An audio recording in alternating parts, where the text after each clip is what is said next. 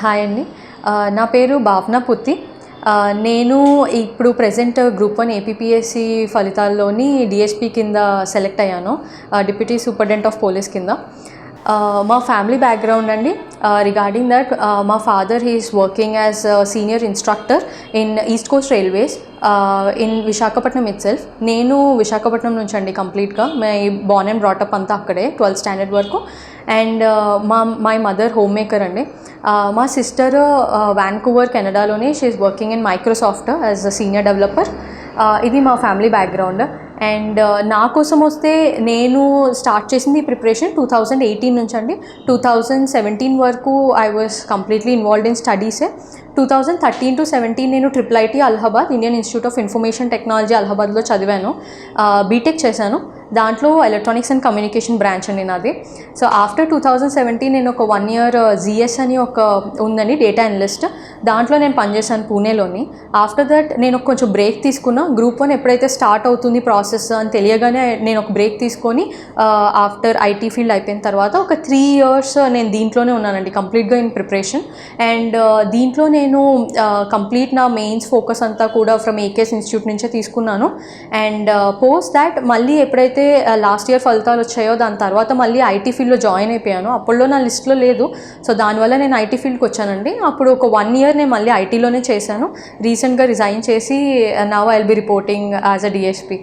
So నాకేంటంటే motivation to come in to civil services group 1 ఏంటంటే it's majorly my parents అండి, and especially my father. So ఎందుకు అది motivation అయింది అంటే మా ఫాదర్ కొంచెం రైల్వేస్ సైడ్ ఉన్నారు కాబట్టి అతను కొంచెం ట్రైబల్ ఏరియాస్లో వర్క్ చేసేవాళ్ళండి. తనకి పోస్టింగ్స్ ఎప్పుడు పెడితే అప్పుడు చేంజ్ అయ్యేవి. జార్ఖండ్, ఛత్తీస్గఢ్, కొంచెం అరకు హిల్లీ ఏరియాస్లో నేను కూడా ఉన్నాను. వెన్ ఐ వాజ్ కిడ్ నేను ఒక 4-5 years అక్కడే ఉన్నా. అంటే రియాలిటీ మేము చూసాము. అండ్ వాళ్ళు మేజర్గా మా పేరెంట్స్ దాంట్లోని ఉండి వాళ్ళతో కలిసి మింగిల్ అయినప్పుడు దే సా ద స్ట్రగుల్స్. వాళ్ళు మాకు ఎక్స్ప్లెయిన్ చేసేవాళ్ళు. అప్పట్లో ఊహ తెలీదు కాబట్టి చిన్నప్పుడు మనకేం తెలీదు. బట్ పెద్ద అవుతున్న కొద్దీ కొంచెం ఇంజనీరింగ్ స్టార్ట్ అయినప్పుడు నుంచి మా parents they started pushing me అనమాట.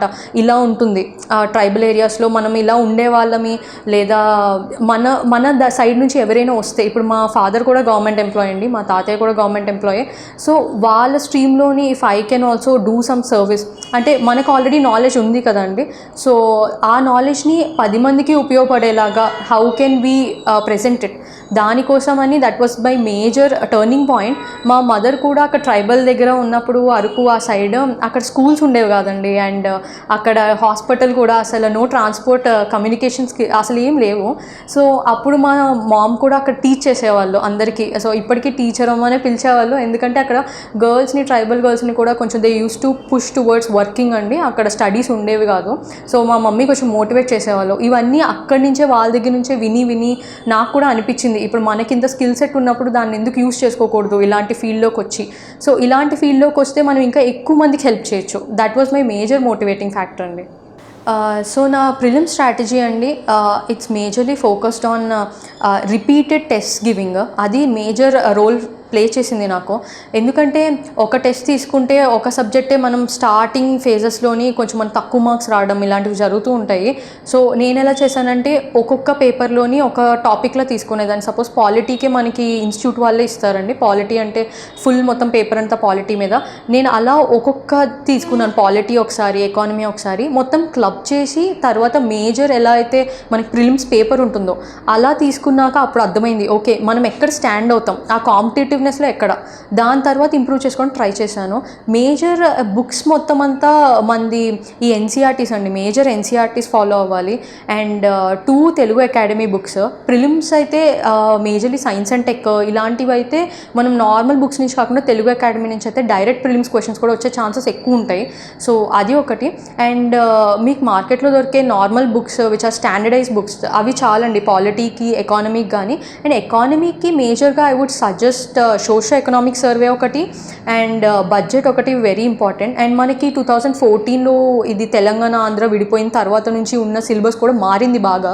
సో మన ఫోకస్ అంతా ఎంటైర్ ఆంధ్ర మీద ఉండాలి బికాజ్ ఇది ఏపీపీఎస్సీ కాబట్టి. సో వాళ్ళు రిలీజ్ చేసిన ఏ స్కీమ్ అయినా వెరీ ఇంపార్టెంట్. అండ్ ప్రిలిమ్స్కి totally please rely on newspaper. ఎందుకంటే మీరు సపోజ్ ఏ న్యూస్ పేపర్ తీసుకున్నా కూడా ప్రజెంట్ ఉన్న గవర్నమెంట్లో ఎవ్రీ స్ట్రాటజీ కానీ వాళ్ళు ఏం ఫాలో అవుతున్నారో మీరు ఎవ్రీడే న్యూస్ పేపర్ చదువుతున్నప్పుడు మీకు ఒక ఫ్లో వస్తుంది. దీని తర్వాత ఇది ఒక ప్యాటర్న్ క్రియేట్ అవుతుంది. అది మెయిన్స్కి ఉపయోగపడుతుంది, ప్రిలిమ్స్కి కూడా ఉపయోగపడుతుందండి సమ్టైమ్స్. బికాజ్ పేపర్ సెట్టర్స్ కూడా ప్రిలిమ్స్ అలానే సెట్ చేస్తారు. They see a major issue, they take it up. అక్కడి నుంచి ఏదైనా మేజర్ క్వశ్చన్ వస్తే అది ప్రిలిమ్స్ పేపర్లో క్వశ్చన్ అంతే. So that was my strategy for prelims. AKS magazine మనకి తెలుగు మ్యాగజైన్ ఉందండి. ఇప్పుడు మనకి చాలా ఇబ్బందిగా ఉంటుంది, ఇంగ్లీష్ మీడియం పీపుల్కి కూడా బయట దొరకడం కొంచెం కష్టంగానే ఉంది. స్టార్టింగ్ నేను ప్రిపేర్ అయినప్పుడు కూడా నేను వెతుక్కున్నాను ఎక్కడ దొరుకుతాయి ఈ మేజర్ ఇంగ్లీష్ మీడియం వాళ్ళకి కానీ తెలుగు మీడియం వాళ్ళకి కానీ. ఎందుకంటే మొత్తం మీకున్న మార్కెట్ మెటీరియల్ అంతా యూపీఎస్సీ సైడ్ ఉంటుంది ఫోకస్డ్. సో మనకి state side focused AKS magazines నుంచి I referred a lot and it help me. నిజంగా ప్రిలిమ్స్లోని కూడా నేను పిన్ పాయింట్ చేసుకునేదాన్ని. ఆల్రెడీ వెరీ ఇంపార్టెంట్ పాయింట్స్ వాళ్ళు ఇచ్చేవాళ్ళు, బట్ దాంట్లోని ఏదైతే ప్రిలిమ్స్ ఫోకస్డ్ ఉంటుందో అది తీసుకొని I just use to tick market, keep it aside. Prelims అయ్యే ముందు I use to revise it every monthly magazines అండి. సో ప్రిలిమ్స్ అప్పుడండి మనకి ఎలిమినేషన్ స్ట్రాటజీ అనేది చాలా ఇంపార్టెంట్. ఎందుకంటే మనకి నెగిటివ్ మార్కింగ్ ఉంది, టీఎస్పీఎస్సీలా కాదు. సో నెగిటివ్ మార్కింగ్ ఉంది కాబట్టి మనకు కొంచెం స్ట్రాటజైజ్డ్గా పేపర్ వైపు చూడాలి. ఇప్పుడు మీకు మెయిన్ స్ట్రాటజీ ఏంటంటే, ఇప్పుడు సపోజ్ మీరు ఇప్పుడు ఏకేఎస్ మెటీరియల్ తీసుకున్నారు, మీరు మంత్లీ మ్యాగజైన్ సపోజ్ ఒక టాపిక్ ఉంది, దాంట్లోనే ఒక చదివారు. మీరు హెడ్లో ఎలా పెట్టుకోవాలంటే ఒకవేళ క్వశ్చన్లో ఇలా ఏమైనా ఫ్రేమ్ చేయగలిగితే ద ఆన్సర్ దగ్గరగా ఉండేటట్టు చూసుకోవాలి. అట్లీస్ట్ అది గుర్తుపెట్టుకోగలిగితే మీకు ఎలిమినేషన్ స్ట్రాటజీ చాలా ఈజీ అవుతుంది ప్రిలిమ్స్లోని. అదొకటి. అండ్ రెండోది మన ఏపీపీఎస్సీ ప్రిలిమ్స్ అప్పుడు మీకు మ్యాథ్స్ కూడా ఉంది, సైన్స్ అండ్ టెక్ ఉంది. మీరు చూసుంటే ఒకవేళ పేపర్ సైన్స్ అండ్ టెక్లో కూడా వెరీ బేసిక్ క్వశ్చన్స్ అండి అవన్నీ. మనం ఏంటంటే we tend to ignore it అలాంటివన్నీ. కాకపోతే మీరు ఎప్పుడైనా తెలుగు అకాడమీ బుక్స్ చూడండి, ఇవే బేసిక్ క్వశ్చన్స్ అక్కడ ఉంటాయి. సో మనం ఇగ్నోర్ చేయకుండా అవి కూడా చదవగలగాలి. అదే మన తర్వాత ఉపయోగపడుతుంది కూడా ఎలిమినేషన్ చేసుకోవడానికి. ఇప్పుడు యాజ్ అన్ ఎగ్జాంపుల్ హైట్ కోసం ఒకటి ఇచ్చారండి, how you measure the height, దాని పేరు. అది ఇలాంటి చిన్నవి మనం బాక్సెస్లో ఉన్నప్పుడు అకాడమీ బుక్స్లో చాలా ఇగ్నోర్ చేస్తాము. కానీ అదే example that we should not ignore it from next time. So I would utilize that strategy and I would ask everyone to do it. So mains preparation strategy అంటే వెరీ సింపుల్ అండి. మన దగ్గర already syllabus paper ఉంటుంది. Syllabus is like god for us. So అది important. దాంట్లో every వర్డ్కి మీ దగ్గర నోట్స్ ఒకటి ప్రిపేర్ అయ్యి ఉంచుకోవాలి. అది ఒకటి important strategy. And paper wise చూసుకుంటే ఫస్ట్ థింగ్ మీకు ఎలాగో క్వాలిఫికేషన్ పేపర్స్ ఉంటాయి, English and Telugu. Anyways Telugu first time introduce చేశారు. సో ఇంగ్లీష్ మీడియం స్టూడెంట్స్కి my biggest suggestion is Telugu ignore చేయొద్దండి. ఎందుకంటే మనకు అనిపిస్తుంది తెలుగు ఇగ్నోర్ చేయొచ్చు, అక్కడికి వెళ్ళాక చూసుకుందామని. బట్ అది 150 మార్క్స్ పేపర్ అండి. దాంట్లో ఈసారి కూడా 1-2 క్వశ్చన్స్ కొంచెం అవుట్ ఆఫ్ బాక్స్ వచ్చాయి. అలాంటప్పుడు మీకు 1/3 మార్క్స్ రావడం కష్టం అవుతుంది. సో ఒకటి తెలుగు ఇగ్నోర్ చేయొద్దు. అట్లీస్ట్ మీరు ఒక 15-20 డేస్ ఓన్లీ ఫోకస్డ్గా తెలుగు మీద ప్రిపేర్ అవ్వండి. And vice versa same for Telugu people అండి. వాళ్ళు ఇంగ్లీష్ పేపర్ని ప్లీజ్ ఇగ్నోర్ చేయొద్దు. ఎందుకంటే క్వాలిఫికేషన్ ఆ పేపర్స్లో కూడా పోయిన వాళ్ళని నేను చూశాను, మా ఫ్రెండ్స్ని. They are very well talented, but just because వాళ్ళు ఇగ్నోర్ చేయడం వల్ల అయ్యింది. అది చేయొద్దు. అండ్ నెక్స్ట్ వస్తే ఎస్ఏ పేపర్ ఇంపార్టెంట్ అండి. ఎందుకంటే ఇట్స్ అ గేమ్ చేంజర్.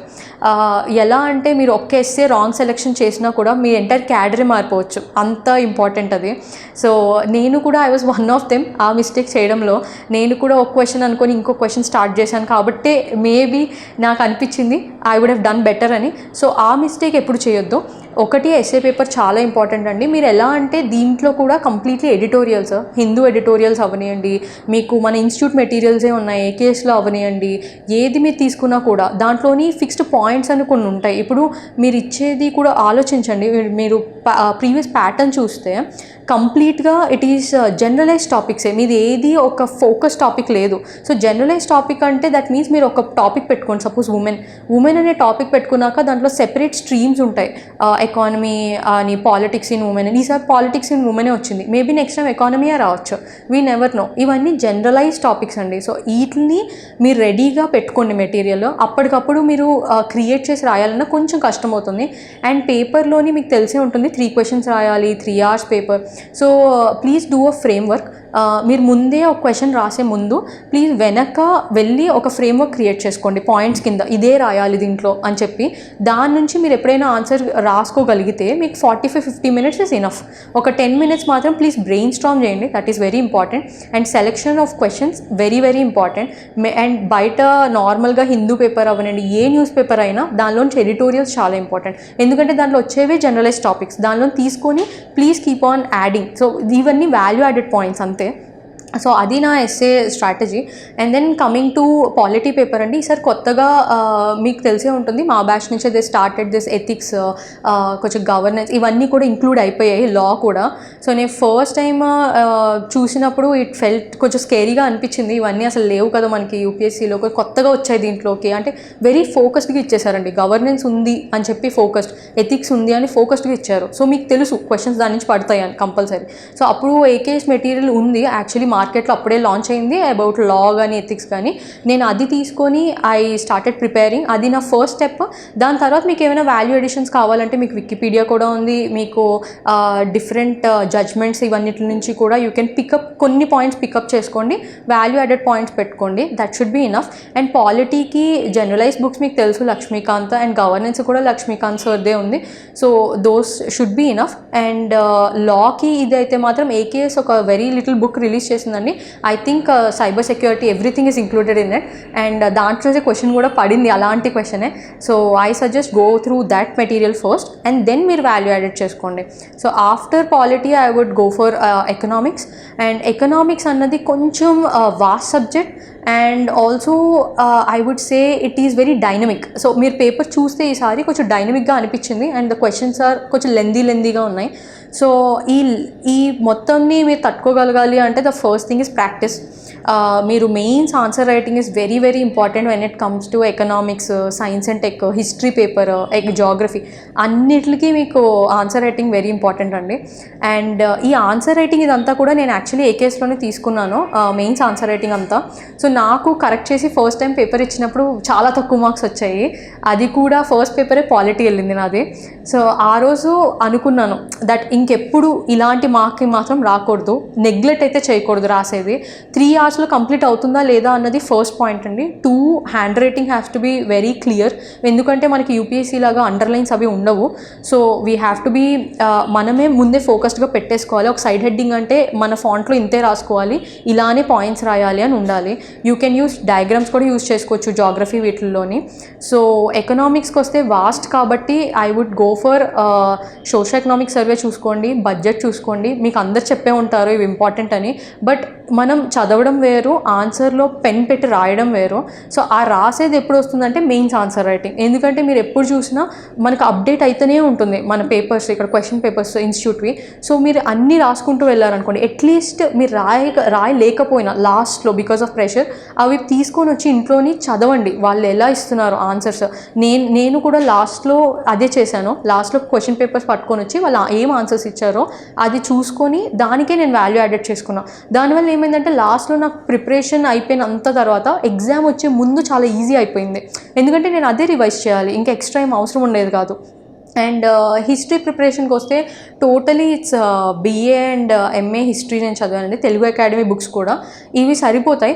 మీకు ఎప్పుడైనా అనిపిస్తే తమిళనాడు ఎన్సీఆర్టీస్ కూడా చూసుకోవచ్చు, ఇది కొంచెం ప్రిలిమ్స్కి కూడా మీకు యాడ్ అవుతుంది ఇండియాది. అండ్ ఏపీ స్పెసిఫిక్ అంటే totally local materials are enough అండి, AKS materials more than enough, అది తీసుకోండి. అండ్ దీని తర్వాత జాగ్రఫీ మీకు స్టాండర్డైజ్ బుక్స్ బయట దొరుకుతాయి, కానీ కొత్తగా ఏపీలో డిస్ట్రిక్ట్స్ కూడా ఫామ్ అవుతున్నాయి కాబట్టి అండ్ అయ్యాయి కాబట్టి ఇదంతా మీకు ఇన్ఫర్మేషన్ బయట ఎక్కడ లేదు. సో నేనేం సజెస్ట్ చేస్తానంటే please go through Wikipedia, and ఎప్పుడైనా గవర్నమెంట్ రిలీజ్ చేస్తే అది కూడా గో త్రూ చేయండి, అన్నీ ఉన్నాయి ఆన్లైన్లోని, ఇట్స్ ఇనఫ్. దాని నుంచే మేక్ పాయింట్స్ అవి. And map pointing also very important అండి, యూపీఎస్సీ ఆస్పిరెంట్స్కైనా ఏపీఎస్సీకైనా, బికాజ్ అక్కడికి వెళ్ళి మేము రాస్తున్నప్పుడు కూడా మాకు అవే పడ్డాయి, మేము అలానే మ్యాప్ అంత గీసే వచ్చాము. సో అది చాలా important. And science and tech పేపర్కి వస్తే ఇట్స్ టోటలీ ఒకటి హిందూలోనే మీకు మిడిల్ పేజ్ ఒకటి వస్తుందండి సైన్స్ అండ్ టెక్కి, మండే అనుకుంటాను if I'm not wrong, middle page. So అదొకటి, అండ్ సైన్స్ రిపోర్టర్ ఉంటుంది. ఇవన్నీ చాలా ఇంపార్టెంట్ అండి. ఐ మీన్ మనం అనుకుంటాము దానిలోంచి ఏం రావని, కానీ అక్కడికి వెళ్ళి క్వశ్చన్ పేపర్ చూస్తే దాంట్లోంచే వస్తాయి, వెరీ బేసిక్ టాపిక్స్ వస్తాయి.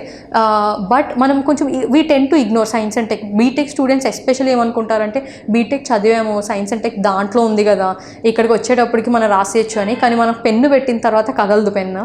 సో ఇది చేయొద్దు ఈ mistake. Please practice. And science reporter ఇలాంటివన్నీ తీసుకోండి, మరీ ఓవర్ డెప్త్కి వెళ్ళొద్దు ప్లీజ్.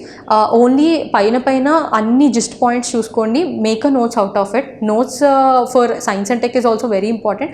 ఎకనామిక్స్లోని మీకు numbers are very important. So దీనికి మాత్రం ప్లీజ్ మీరు ఎప్పుడైనా ఇప్పుడు ఏకేఎస్ది చూసుకున్నారనుకోండి, దాంట్లోని మీకు ఆన్సర్ ఇస్తారో దాని కిందే మీరు ఎక్స్ట్రా యాడ్ చేసుకోండి. బికాజ్ ఎవ్రీ ఇయర్ మనకి నెంబర్స్ మారుతాయి ఆబ్వియస్లీ. సో ఆ నెంబర్ ఎడిషన్ చేసుకోండి. మీరు ఒక ట్రెండ్ ఫాలో అయ్యారనుకోండి, అక్కడికి వెళ్ళిన తర్వాత మీరు ఒక గ్రాఫ్ గీసినా కూడా ఒక ట్రెండ్ లా వస్తుంది. సో మీకు మిగతా ప్రీవియస్ ఇయర్స్ తెలియాలి కదా, సో దానికి ఇట్ ఈస్ వెరీ ఇంపార్టెంట్ అండి. So this is all my strategy for mains. When it comes to answer writing అండి, మీ అందరికీ తెలుసు ప్రిలిమ్స్ అన్నది జస్ట్ క్వాలిఫైయింగే. సో క్వాలిఫైయింగ్ మనం అవుతామని తెలిసిన వెంటనే మీరు మెయిన్స్కి స్టార్ట్ చేసేయండి ప్రిపరేషన్, అది ఇంపార్టెంట్. మనకి టైం గ్యాప్ ఎక్కువ ఉండదు. మాకేంటంటే కొంచెం కేసు వల్ల డిలే అయ్యి, కోవిడ్ వల్ల డిలే అయింది, కానీ నెక్స్ట్ నోటిఫికేషన్ నుంచి అలా ఉండదండి. ఓన్లీ 2.5-3 months మీకు గ్యాప్ దొరుకుతుంది.